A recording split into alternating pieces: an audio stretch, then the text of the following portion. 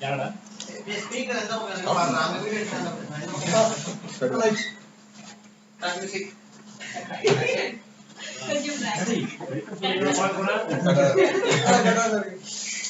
Welcome to the next one. Sorry. Welcome you on the second. Welcome you on the second general meeting. Agenda of the meeting. Welcome speech. Review of minutes of previous meeting. Speech on deferred tax asset and deferred tax liability by Shruti. Any other matter with permission of chair. Review of previous meeting. Welcome speech by Magesh Bhatt. Speech on income declaration scheme by Neema Gautam. Speech given by Few announcement by AC. Few announcement by Now I welcome Shruti. The stage is yours.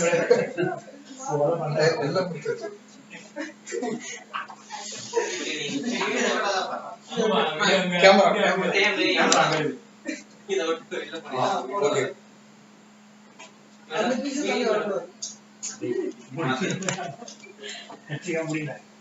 Okay, hi everyone. The topic which I'm going to speak today is something which we're all familiar with, and it also has a very great practical applicability. AS22 is accounting for taxes on income.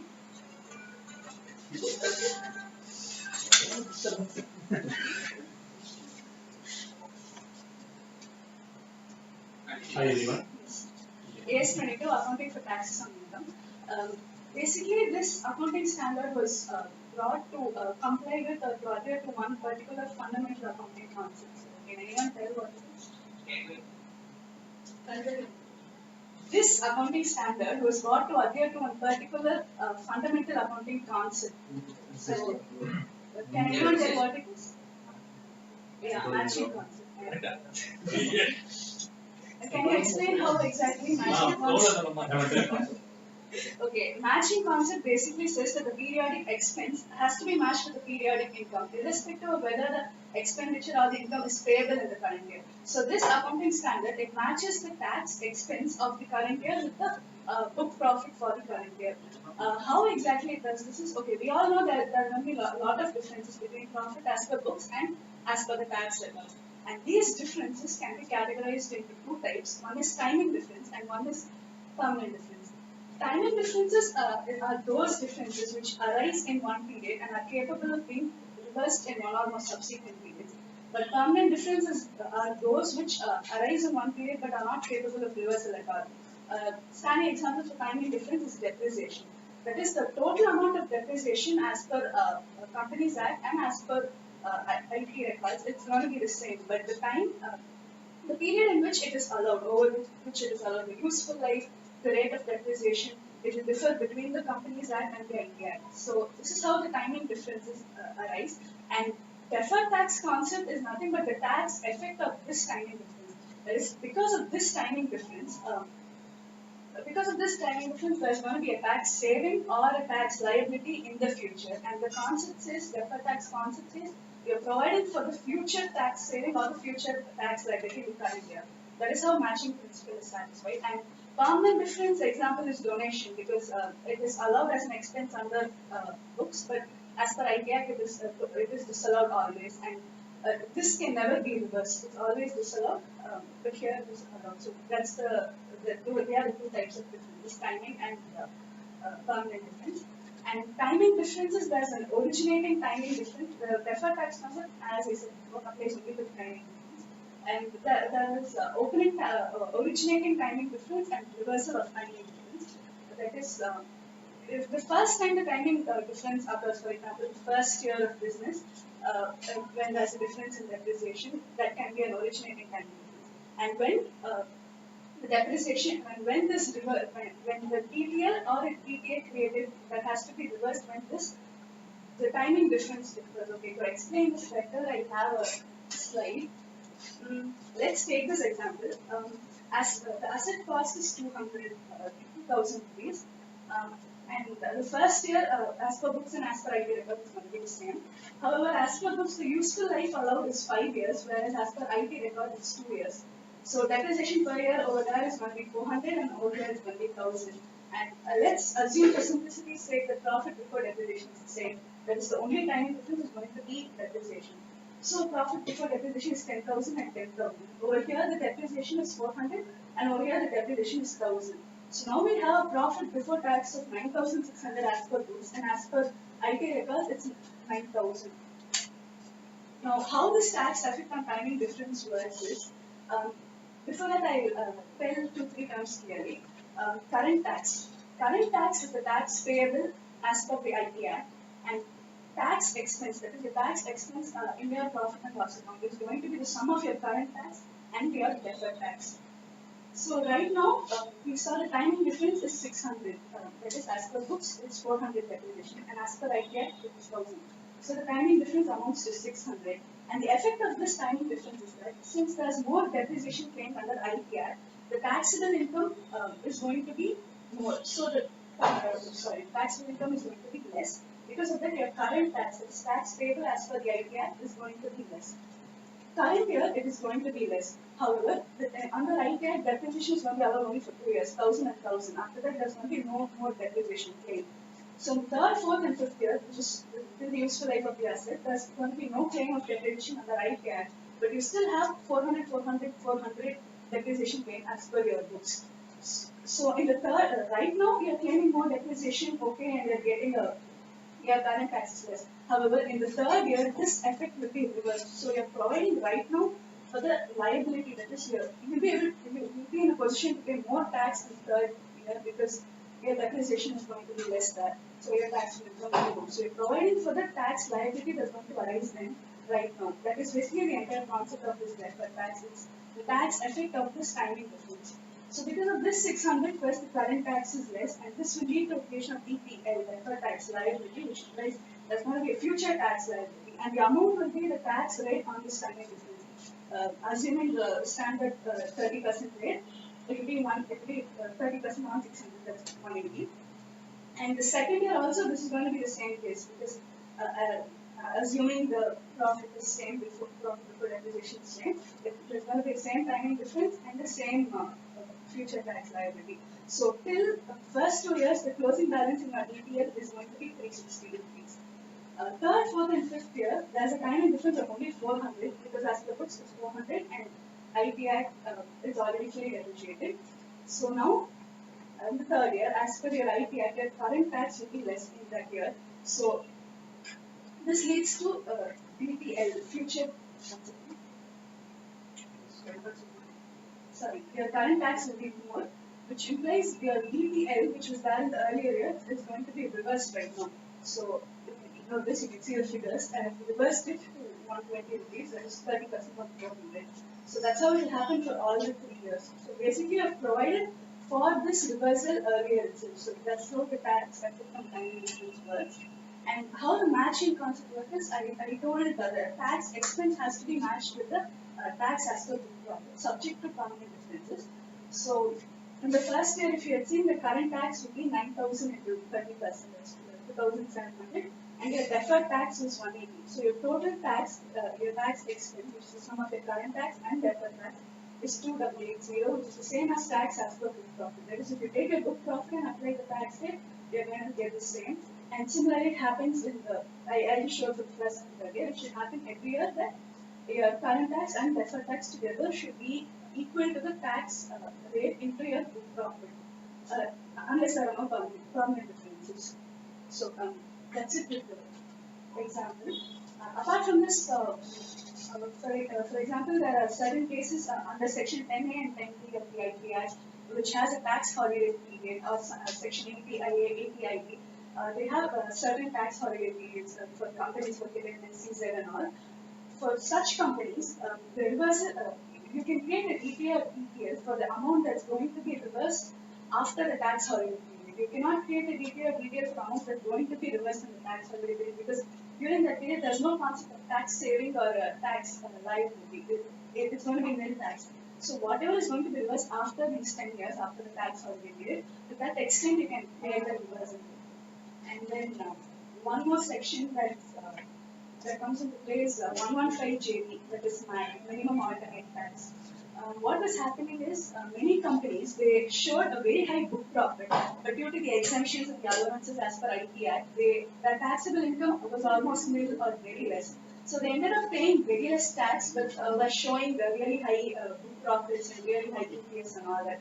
So to bridge this gap between your accounting profit and your ultimate tax that you pay, each company had bought in this math concept, minimum alternate tax, right now is 18.5%. That is, they do a calculation on the book profit, and this math rate on that, um, they calculate the math, and then you calculate the current tax as usual. If math is greater than your current tax, then you have to pay math. So that is, you cannot pay the tax which is lesser than the math, which is, has to be paid by you minimum. However, for example, your math works out to 20,000 and your current tax works out to 15,000. You have to pay the math.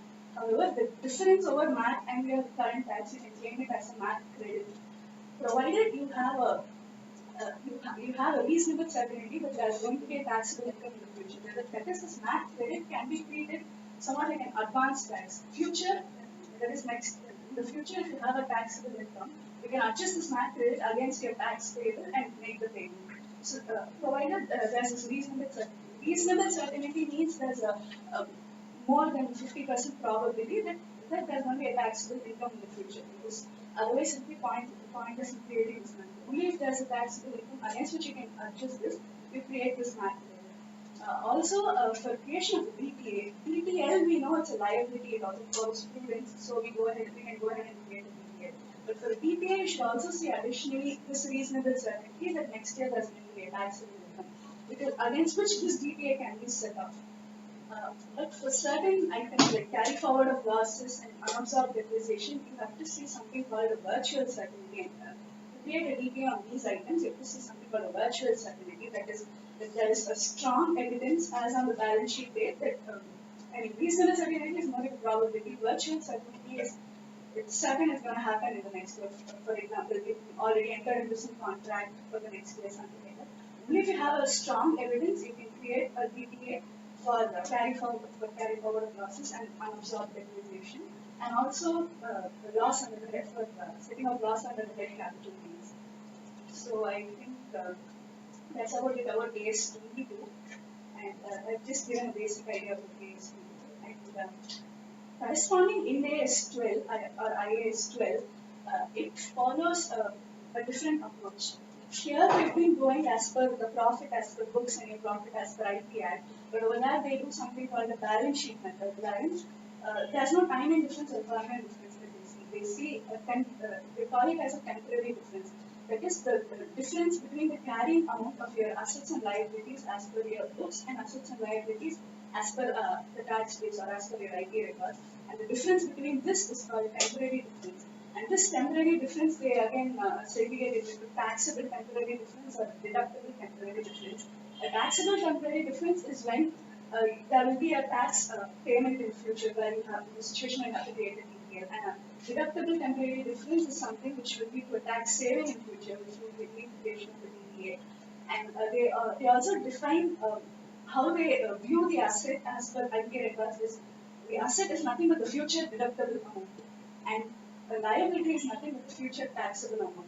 So based on that, we can see whether a DTA or a DTL has to be created. And asset, for example, as per books it's 500 and as per IT Act it's 300, the carrying amount.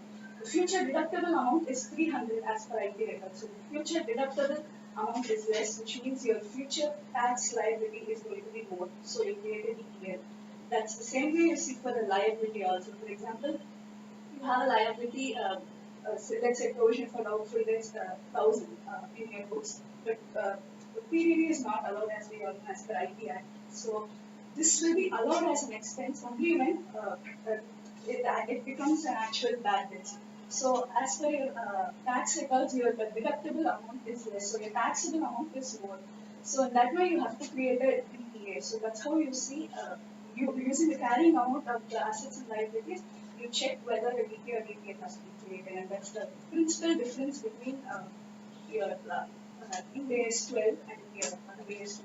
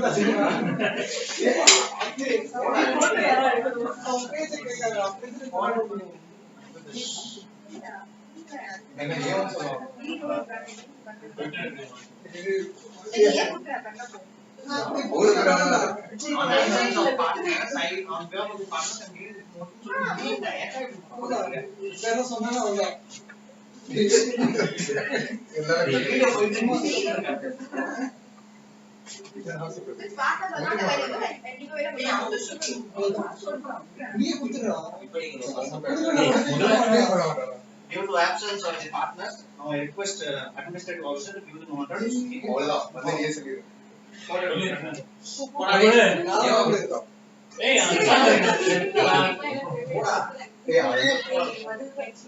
Next meeting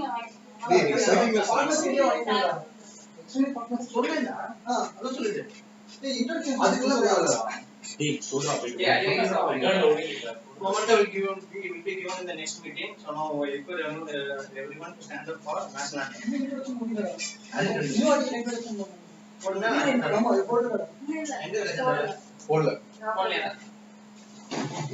Agenda ಪ್ರಚಾರ ಮಾಡಿದ್ಯಾ? Momento will be given to next meeting. Given to next meeting. That's all.